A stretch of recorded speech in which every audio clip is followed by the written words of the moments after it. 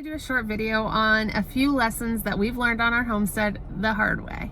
So the first lesson is going to be loss. I think that if you're going to start this lifestyle, you need to realize that you're going to lose animals to either predators, or it's just going to be the end of their life cycle, or unfortunately there does come some times when you have to take an animal to butcher because it doesn't make sense to keep the animal. That could be for financial reasons, it could be for safety reasons. For example, we had 3 longhorn cows and unfortunately we had to butcher the other 2.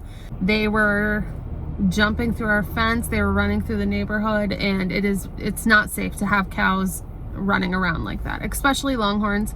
They can do some serious damage. Second lesson that we learned the hard way is being resourceful. You know, this lifestyle can be very expensive. If you're following people on Instagram and they have like these beautiful barns, they didn't start how we did. We were both in debt. We didn't really have any idea what we were doing. All we knew is that we wanted to have land and we wanted to raise our own food, and we thought it was just the cost of kind of doing business is, you had to pay for all these fancy new things. And then, over the years we began to realize, look for free stuff on Facebook Marketplace, look for free stuff on Craigslist, repurpose things. There's so many things at our farm right now that have been repurposed. For example, our first chicken coop was actually the island from inside our home. So we took the island out, but we used the cabinets and we created a chicken coop. Here's a picture of that coop. Looking back, it just makes me laugh. Repurpose it for anything. The next thing that I think we learned is that you're going to have to experiment. Nothing wrong with, buying thousands of seeds, because you don't know what's going to grow or what's going to come from that.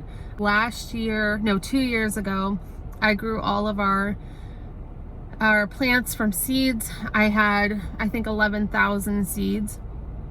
Our garden did the worst it ever did. And it's because I thought I was buying these like awesome seeds, and unfortunately they weren't. And I started them way too early. I started them in like February because I was super excited, and they didn't last. So it was the worst year for a garden, and we had to buy all of our vegetables and fruit from the stores. So experimenting is the only way that you're going to learn. You can watch videos like this, you can read books, but you're going to have to just get out there and do it. And then another lesson that is focusing on what you do well. I am the person who I want to do everything. I want to have cows, I want to have a huge garden, I want to do trees, I want to, I do all the things.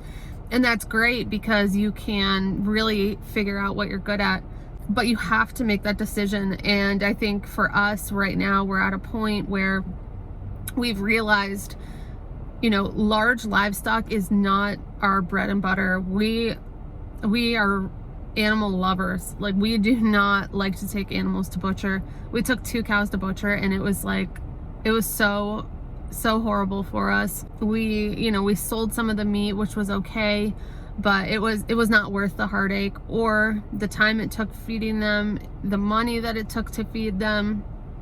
And we fed them everything. They were grass fed, grain fed, everything about them was great, but it just wasn't worth it for us. And that compares to a chicken, and we are okay butchering chickens, and honestly we eat way more chicken than we do beef anyways. So you kind of figure out what works for you, and chickens is our bread and butter. We can sell eggs all the time. We've got it down so that we can raise chicks, and we can sell. So we'll buy a chick for, let's say, $3. We can raise that chick, and then I can sell that chick for $20, $25. Chickens, meat chickens, that is what we are going to hone in on. I'm gonna say the last lesson that we have learned doing this is to network. People in your area are probably impressed that you are a first generation homesteader. Who the hell would want to work outside all day long, make their life harder instead of just going to the store and grabbing food and taking it home or running through a drive-through. Who wants more responsibility of taking care of animals? And a lot of people will ask us, like, why do you want to do that? Like, you're insane.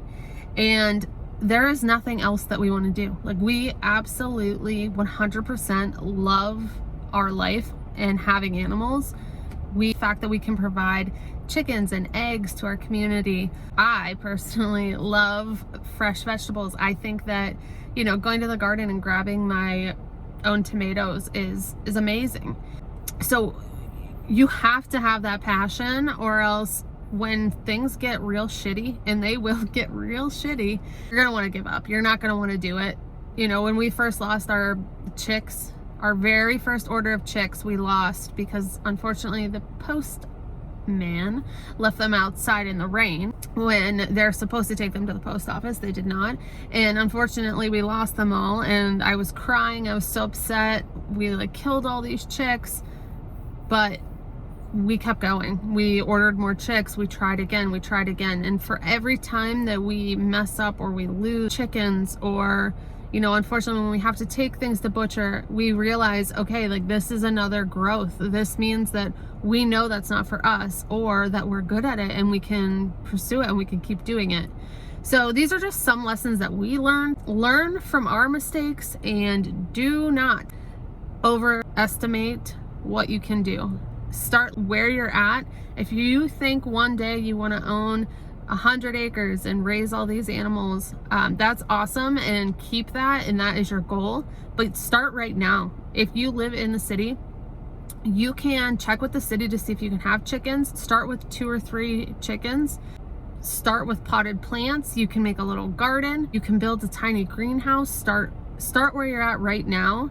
And that's going to save you in the long run. So when you get that 100 acres, you're not planting all of these crops and something comes up on them and they all die and you had no idea how to fix it. Getting your hands dirty right now will save you in the long run. These are just a couple lessons that we learned. Stay tuned for more videos like this. If you really liked this video and found it helpful, please hit the subscribe button, comment with where you are in your journey, and I hope to see you growing with us soon.